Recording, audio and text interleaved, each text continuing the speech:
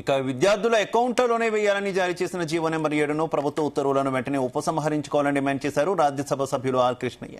కళాశాల యాజమాన్యాలు ఫీజులను అడ్మిషన్ల సమయంలో చెల్లిస్తేనే అడ్మిషన్లు ఇస్తామనడం సరికాదన్నారు.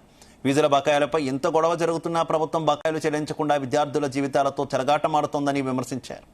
ఎన్నో ఏళ్లు పోరాటాల ద్వారా సాధించుకున్న రీఎంబర్స్మెంట్ పథకాన్ని ఎత్తివేయాలని చూస్తే బీసీ సమాజం చూస్తూ ఉండదని హెచ్చరించారు ఆర్ కృష్ణయ్య.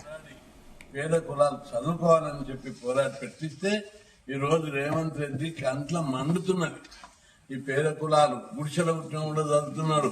మా రెడ్డి కులపులకు వర్కర్లు దొరుకుతలేరు, లేబర్ దొరుకుతలేరు. వీళ్ళందరూ మా దగ్గర సాకలి పని, మంగళ పని, గొడుగొచ్చోళ్ళు, మేకలు కూర్చోళ్ళు, వీళ్ళందరూ ఈ రోజు చదువుకుంటుంటే మా రెడ్లు మేమేం చేయాలి అని చెప్పి రెడ్డి రాజ్యాన్ని స్థాపించాలనే కుట్రతోటి ఈ ఫీజు రియంబర్స్మెంట్ స్కీమ్ కు రేవంత్ రెడ్డి మీద మేము ఇప్పటికి కూడా వ్యతిరేకత స్పష్టంగా చెప్తలేము. మార్చుకుంటాడని మా మర్యాదగా మాట్లాడుతున్నాం. నువ్వు మార్చుకోకపోతే మాత్రం మేము కూడా నీ లేక దిగంబరంగానే కొట్టాలని వస్తుంది. కాబట్టి ఇప్పటికీ నీ మనసుల బీసీ వ్యతిరేకత మార్చుకో.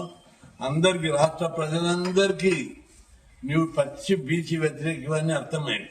మాకు కూడా అర్థమైన. నేను ఎందుకు అంటున్నానంటే నువ్వు మార్చుకుంటావని అనుకుంటున్నాను. ఎందుకంటే హైయెస్ట్ పొజిషన్ చీఫ్ మినిస్టర్, ఆ పొజిషన్ కు రీచ్ అయినావు. నీకు రాగద్వేషాలు ఉండొద్దు, కులాల మీద వ్యతిరేకత ఉండొద్దు. ముఖ్యమంత్రి అయినాక నీకు ఇంకా ఎందుకు